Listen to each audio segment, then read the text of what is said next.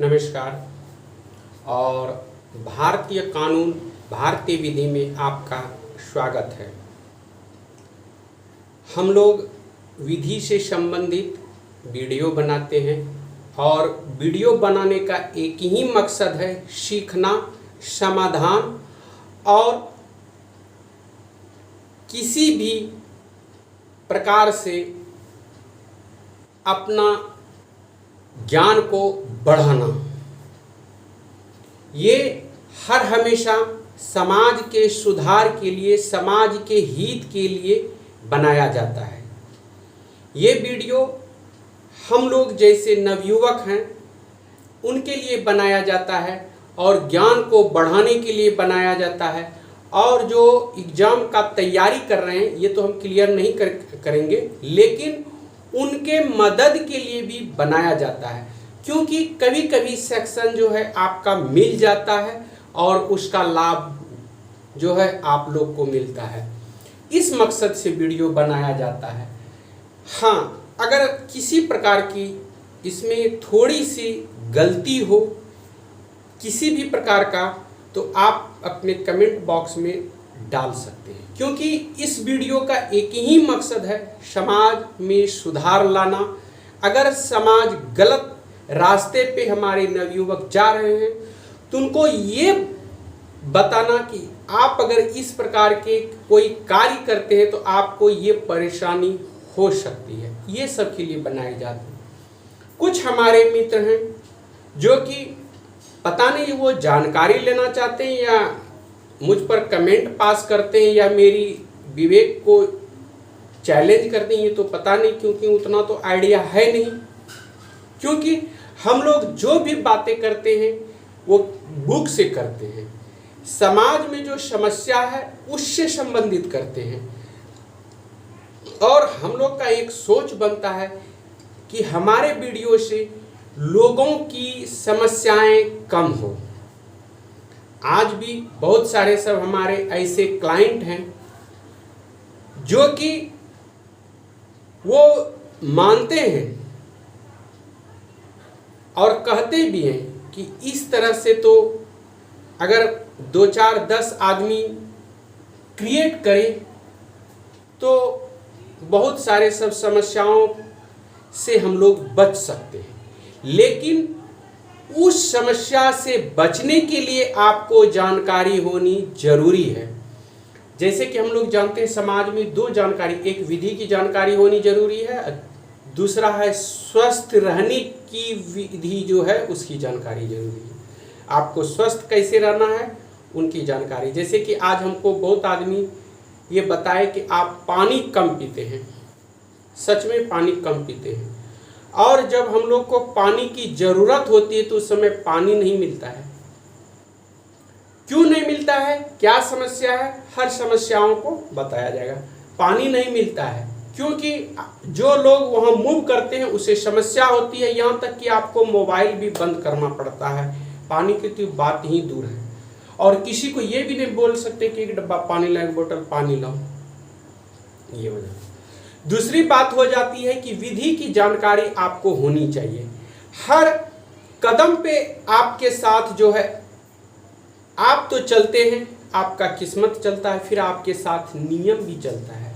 अगर उस विधि को आप एक्सेप्ट नहीं करते हैं, उस विधि की आप जानकारी नहीं रखते हैं, तो फिर समस्या हो जाती है। चाहे व्हीकल से रिलेटेड हो, चाहे आपका एक्टिविटी से रिलेटेड हो, ये सब समस्याएं आ जाती हैं। और समस्याएं कभी कह कर नहीं आती कि हम आ रहे हैं उसको ये करो। तो अगर हम लोग कोई एक उदाहरण छोटा सा ले लेते हैं, हम लोग कभी चलते हैं और मान लिया जाए बाइक से चले, डॉक्यूमेंट मिस हो गया, वो जानकारी होनी जरूरी है। हाँ, लेकिन हेलमेट मिस यूज नहीं होनी चाहिए, उसको पहनना चाहिए। वो सिर्फ आपके लिए है, न कि किसी और के लिए, इसमें कोई कमेंट नहीं। दूसरी बात हो जाती है कि हम लोग के पास कभी कभी ऐसे सब समस्याएं आ जाती हैं जिसकी जानकारी नहीं होती है। जैसे हमारे कुछ मित्र हैं और वो मित्र सरकार के अच्छे सेवक माने जाते हैं। अच्छे सेवक, अच्छे यानी कि हम लोग बोल सकते हैं नौकरी में हैं, तो उनको कभी कभी होता है जीएसटी से संबंधित होता है, जो कि उनके पास नहीं है, क्योंकि वो क्या है, एक बड़ा नौकर है, उनके ऊपर कौन है, राजा, एक। तो ये समस्या हो जाती है।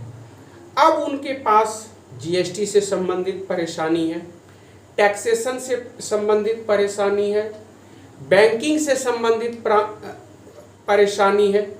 तो ये सब समस्याएं जब उत्पन्न हो जाता है तो लोग सही स्वास्थ्य और सही भोजन का भी केयर नहीं करता है, एक ही सिर्फ जानता है हमको परेशानी से बचना है। तो खैर ये सब तो बाद वाली बात है, कैसे क्या जाएगा, लेकिन हम लोग एक बात के बारे में जो बात कर रहे थे सेक्शन के बारे में, और ये सेक्शन से संबंधित लॉ से रिलेटेड चैनल है, इसलिए बातें तो होती ही रहेंगी, लेकिन हम लोग कुछ सेक्शन का भी बात करेंगे, क्योंकि कभी कभी वहाँ जाने के बाद समस्याएं होती है। और जैसा कि हम बता रहे हैं कि हम लोग दूसरे पे आश्रित हैं, अपने पे आश्रित नहीं हैं। तो हम जब वीडियो बनाते थे ये बात बोलते थे, हमको कोई व्हाट्सएप पे मैसेज किए कि हम कैसे दूसरे पे आश्रित हैं, मैंने बताया, और इसके पिछले वाले वीडियो में भी हम बता चुके हैं। हम किस पे भरोसे हैं, दूसरे के भरोसे। अगर हमको कोई सेक्शन खोजने के लिए कहता तो चले जाते किसके पास, विदेश के पास, मतलब गूगल के पास। गूगल किसका है, अब गूगल क्या कहता है कि ये पूछा है, रुक, सर्चे करने में 5 मिनट समय लगा देता है, वो भी सर्वर रहा तो बना, नहीं तो फिर चला गया। उसके बाद बात आ जाती है कि अगर मान लीजिए किसी कारण वो हुआ तो फिर वो सही से दिखेगा नहीं। और ये वीडियो क्या होता है कि हम लोग शेयर जो भी करते हैं या जो भी हमारे वीडियो देखते हैं वो क्या करते हैं, इसको आराम से देख लेते हैं, यहाँ क्लियर हो जाता है। अब दूसरी बात हो जाती है, हम लोग जो वीडियो बना रहे हैं आज, जैसे कि हम लोग जानते हैं भारतीय न्याय संहिता 2023 1 जुलाई 2024 से लागू हो गया है, और ये हर किसी को हर वीडियो में हर तरह से हर किसी को जानकारी प्राप्त हो गई है। हम लोग कभी कभी जब देखते हैं कि भारतीय न्याय संहिता की धारा 2023 का सेक्शन 46 क्या कहता है, तब उस समय समस्या आ जाती है। हम लोग कहते हैं गूगल 46 क्या है, गूगल भी बोलता है रुको तुम मेरे औकात पे ये करते हो, वो भी घूमने लगता है, और वो तब तक घूमेगा जब तक आपका सर दर्द नहीं करेगा, ठीक है। तो 46 तो दूर की बात रही, वो कुछ नहीं करेगा, क्योंकि हम लोग दूसरे पे आश्रित हैं। अब यहाँ क्या आता है, जिसके पास वीडियो सर्च करता है, वीडियो खींचा 46 में देख लिया कि भारतीय न्याय संहिता 2023 जो 1 जुलाई 2024 से लागू हो गया है, तो उसका सेक्शन जो है 46 कहता है दुष्प्रेरक।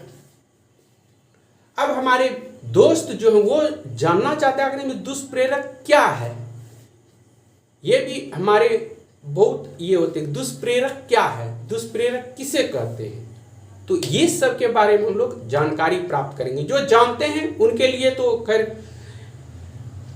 प्रैक्टिस है, और जो नहीं जानते हैं उनके लिए हम लोग मदद कर रहे हैं, और सिर्फ हम लोग वीडियो बना रहे हैं।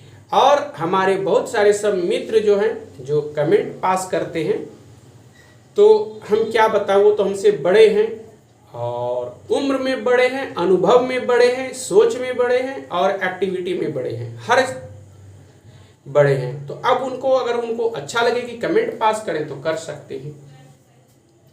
तो हम लोग भारतीय न्याय संहिता 2023 की धारा 46 को देखेंगे, जिसमें कि दुष्प्रेरक के बारे में बताया गया है। दुष्प्रेरक क्या होता है, कैसे होता है, उसके बारे में हम लोग जानकारी प्राप्त करेंगे। और कभी भी ये नहीं सोचें कि ये वीडियो फालतू है, नहीं, आपके यहाँ नाचने वाला आ जाएगा, गाने वाला आ जाएगा, हंसाने वाला आ जाएगा, लेकिन परिस्थिति में जब आप रहिएगा उस समय शायद बहुत कम आदमी आएंगे, यहाँ तक कि आपकी किस्मत भी उस समय आपका साथ छोड़ देगा। तो ये साथ है। तो दुष्प्रेरक कहता है वह व्यक्ति अपराध का दुष्प्रेरण करता है जो अपराध के किए जाने का दुष्प्रेरण करता है, या ऐसे कार्य किए जाने का दुष्प्रेरण करता है जो अपराध होगा, यदि वह कार्य अपराध करने के लिए विधि अनुसार समर्थ व्यक्ति द्वारा उसी आशय या ज्ञान से जो दुष्प्रेरक का है किया जाता है। अब इसमें थोड़ा सा देखना है कि किसी कार्य के अवैध लोप का दुष्प्रेरण अपराध की कोटि में आ सकेगा, चाहे दुष्प्रेरण उस कार्य को करने के लिए स्वयं आबद्ध न हो। स्पष्टीकरण है, दुष्प्रेरण के बारे में बता रहे हैं। किसी कार्य के अवैध लोप का दुष्प्रेरण अपराध की कोटि में आ सकेगा, चाहे दुष्प्रेरक उस कार्य को करने के लिए स्वयं आबद्ध न हो।